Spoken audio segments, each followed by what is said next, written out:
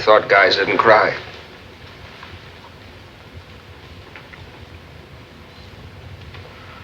Thanks. Scott Henderson, played by Alan Curtis, arrives home to find himself accused of murdering his estranged wife. His only alibi? An anonymous woman he met in a bar and took to a Broadway show. They didn't exchange names. The only thing Scott really recalls is her distinctive hat. But when the police try to find her, she's vanished. No name, no trace. No one has any memory of her at all. And that's the setup of Phantom Lady, a film noir from 1944 that begins as an atmospheric mystery and slowly descends into psychological darkness.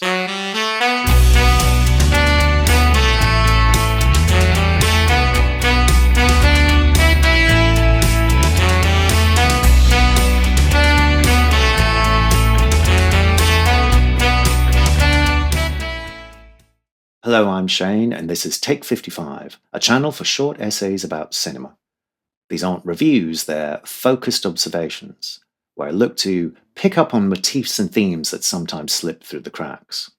So if you've already seen the film, my hope is to offer a fresh perspective that might make you want to watch it again. And if you haven't seen it, well, hopefully this video piques your interest enough so that you seek it out. My lead-off series examines 10 film noirs, not always the best-known classics, but films that operate a little bit left of center. And classic noir doesn't get much stranger than Phantom Lady. Now, film noir isn't really a genre, not traditionally. It's more of a mood clothed in moral fog. These are Hollywood films from the early 1940s to the mid-1950s, where the American dream is soured and the post-war hangover can't be cured by money, liquor, or even love. These are urban stories, often set in perpetual night about men and women just trying to make it through to the morning. The lighting is low, sometimes for budget, but mostly for effect. The motives aren't always clear, and the truth, such as it is very rarely comforting. Now, some noirs follow hard-boiled detectives and femme fatales, but Phantom Lady operates a little bit differently. It was directed by Robert Siodmak, a German émigré with an expressionist eye. But crucially, it was produced by Joan Harrison, a rare female Hollywood producer, and she worked with Alfred Hitchcock. Her influence shows in the film's psychological undercurrents and shifting identities. It was also based on a novel by William Irish, and this is the pseudonym of Cornell Woolrich, and he was one of the most influential writers behind the mood and momentum of noir. His stories often center on paranoia, on loss, and people getting caught up in emotional traps. And these are all qualities that haunt every single frame of Phantom Lady. Now let's revisit the scene at the beginning of the video. A detective places a cigarette between Scott's lips. Is it empathy or a power move? Scott says, "I thought guys didn't cry." He's not looking for sympathy here, but the line cuts deep, because it's not really just self-pity, it's self-erasure. He's internalized a masculinity that rejects emotion, and that makes him the still center of a world where everyone else is performing. In Phantom Lady, a cigarette is more than just a habit, it's a ritual. It's a silent performance where control, care, and hierarchy all blur together. Now, Carol is played by Ella Raines, and she's Scott's secretary. She's the only person who believes this story and is the one character in Phantom Lady who continually changes shape. She doesn't do it to deceive, though, she does it to act.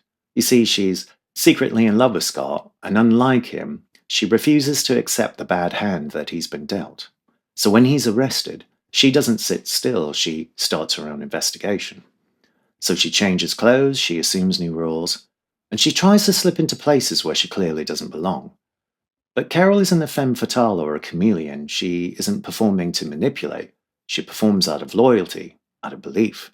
So she's pretending, yes, but pretense is a means to an end. And the film makes that distinction very clear. Now, there's a moment when she lights a cigarette for Scott, much like the detective did earlier, but now it's protective, it's tender. It's the same gesture, but this time it has a different meaning. Carol's sincerity sometimes makes her vulnerable, though, because she's not an actress, even if she is playing different parts. And Scott's best friend is Marlowe, and this is played by Francho Tone. He's a sculptor with money, with charm, and a carefully polished reputation. He's smooth, intelligent, theatrical. He's the kind of man who seems in control of every room that he enters. On the surface, He's everything that Scott isn't. But there's something uneasy about the concern he shows towards his friend. There's something a little edgy, something a little performed. Marlowe is a study in control, but also the loss of it. He's an artist that curates his image as carefully as he does his own work. But unlike Carol, his performance doesn't come from belief or love. It comes from ego. He sees people as part of the set dressing in his own personal drama. And as the story unfolds, his desire to shape the narrative takes a darker turn. Now, one of the film's most fevered scenes comes when Carol goes undercover as a party girl, and she's looking for cheap thrills in order to ensnare Cliff, played by Elisha Cook Jr. And Cliff is a drummer who may have seen this woman in the distinctive hat. He takes her to a secret club where the music is wild, almost unhinged. The camera pushes in, the angles go all crooked, and it's heat and chaos and implied sexual congress. In close-up, we see how out of place Carol is, how far she's pushed herself. And the scene burns with energy, but also a strange kind of threat. And it's the moment where the mystery hints at frantic obsession. And then there's Scott's wife, who we never see. She hovers over every single scene, over every silence. She's kind of like the ghost who can't be grieved. And she's the reason that nothing feels quite settled. So has Scott's wife rejected the roles that had been offered her, like the doting spouse or the muse or the ornament? We glimpse her only once, in a large portrait during Scott's initial interrogation scene at home. It's never acknowledged, but it hangs in the air. So rather than the woman in the unusual hat, perhaps it's she who is the real phantom. Not this anonymous woman that Scott can't trace, but the woman that he married. She's the one who's disappeared without ever leaving the room, the one who seemingly refuses to play the parts that she's been given, when she pays for it. You see, in noir, people often reveal themselves through performance. But Phantom Lady asks, what happens when someone refuses that performance? So Scott retreats into beaten down silence, Marlowe performs for admiration and the illusion of control, and Carol, well, she performs for someone she loves. And Scott's wife? Well, she clearly opted out completely, so erasure is the price that she has to pay. And so we return to the opening line, I thought guys didn't cry. It's not just pain, it's resignation. Scott's a man so locked inside himself that he's waiting for someone else to act. And in the end, it's Carol who does. Next up, we're heading into deeper waters with sharks, fractured mirrors, and a man whose moral code turns out to be shakier than he wants to admit.